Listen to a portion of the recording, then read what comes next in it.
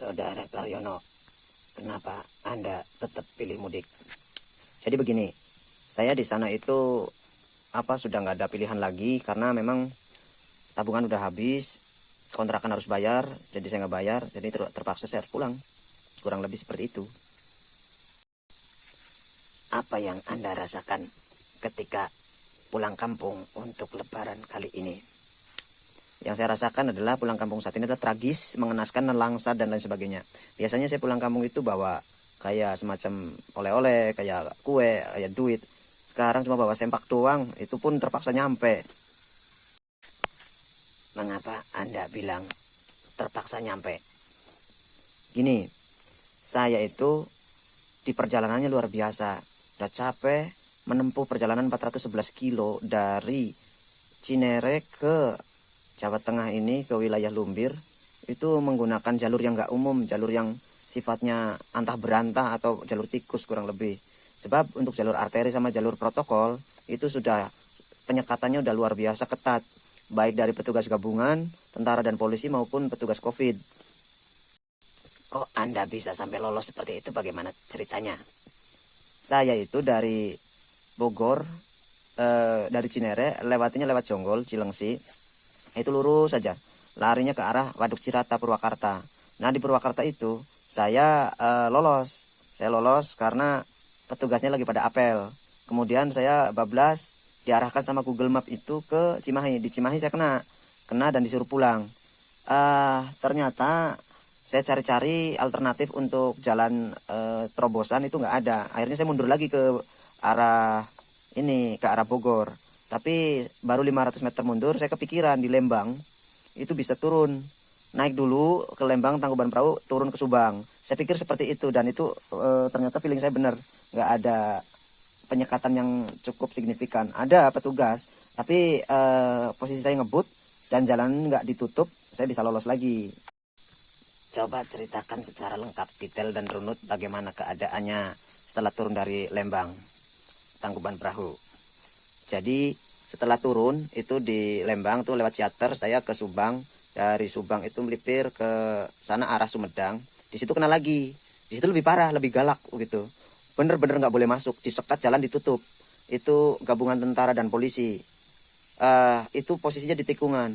Saya pikir kalau ada setiap tikungan pasti ada pintasan. Itu pikir begitu. Saya mundur lagi ke belakang, lihat di Google Map, ternyata ada jalan tikus lewat sawah, kuburan, kemudian nerobos ke dapur orang. Bodoh amat lah, yang penting saya bisa lolos. Kemudian saya juga melewati kayak semacam jalur orang situ atau jalur orang lokal yang hanya pemantang sawah. Saya lewat situ. Kemudian tembus-tembus lagi ada di jalan raya di depannya lagi sekitar 2 kilo dari penyekatan tersebut. Yang tadi yang nggak boleh masuk sama sekali. Apakah sudah tidak ada lagi halangan yang berarti? Oh, banyak halangan macam-macam.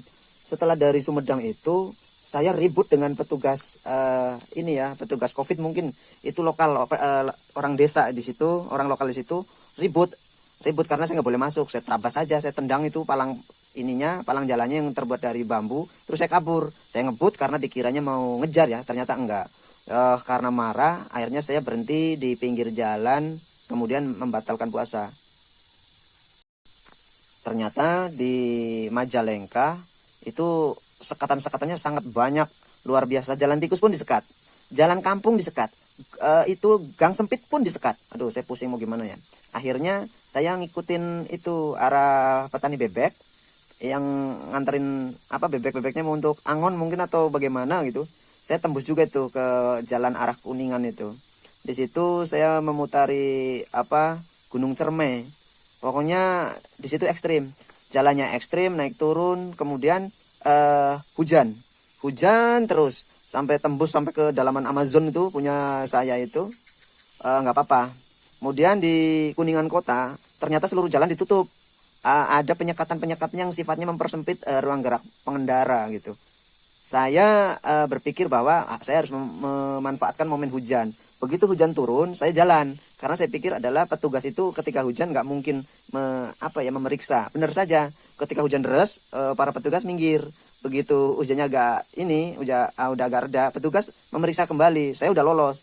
Setelah Dari Kuningan kota saya ke Cikijing, dari Cikijing kemudian ke Luragung, itu ketemulah Cibimbin. Disitulah luar biasa momen-momen yang sangat mendebarkan. Saya harus melewati ratusan kilometer, itu hutan, hanya sendiri, hutan terjal. Memang jalannya udah lumayan mulus, lumayan lebar, tapi sendirian, hutannya lebat. Itu apa ya, kondisinya gelap, meskipun udah sore tapi udah sangat gelap di situ. Saya takutnya bukan sama setan tapi sama begal gitu. Nah, setelah lolos di Kuningan itu dari Cikijing, Bandar Harjo, kemudian saya ketemu namanya daerah Cibimbin. Itu lebih ekstrim lagi. Setiap jalan, biarpun itu tempat sepi, itu disekat-sekat semua. Saya istirahat sebentar, nunggu momen maghrib dan buka puasa. Dari situlah saya lolos sampai sini, sampai rumah. Saya berangkat dari Cinere itu jam 5 pagi. Nyampe sini jam 11 malam. Sebenarnya kalau arus lalu lintas itu lancar banget. Perkiraan saya jam 2 siang udah sampai rumah. Karena saya harus kucing-kucingan, saya harus cari jalan alternatif, muter-muter sana sini. Kemudian ada hujan juga, ada kesasar juga, disasarin Google Map. Karena Google Map itu akurat hanya untuk wilayah yang sinyalnya bagus. Tapi begitu masuk hutan pinus, dia jadi on, kemudian nyasarin saya ke jalan yang antah berantah. Akhirnya saya balik lagi. Itu yang bikin lama.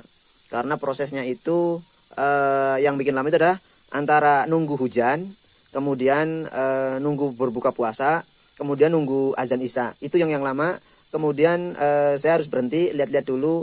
Begitu memungkinkan saya terabas lagi. Itu. Untuk saudara-saudaraku, kalau memang masih memungkinkan untuk tinggal di Jakarta, tinggallah, jangan mudik karena itu akan merepotkan. Itu saya mau pakai motor pun itu terpaksa nyampe. Bagaimana dengan pakai mobil? Aduh, saya nggak jamin itu bisa lolos atau bagaimana. Semua trik para pemudik itu udah ketahuan sama polisi dan tentara. Mau pakai surat tugas, mau pakai surat kematian, mau pakai surat domisili, mau surat pecatan, itu sama aja. Itu trik pemudik dan itu udah hal biasa dan basi bagi para polisi. Ya, saya sarankan untuk tahun ini ya bertahan dulu lah atau bersabar dulu untuk tidak mudik. Terima kasih.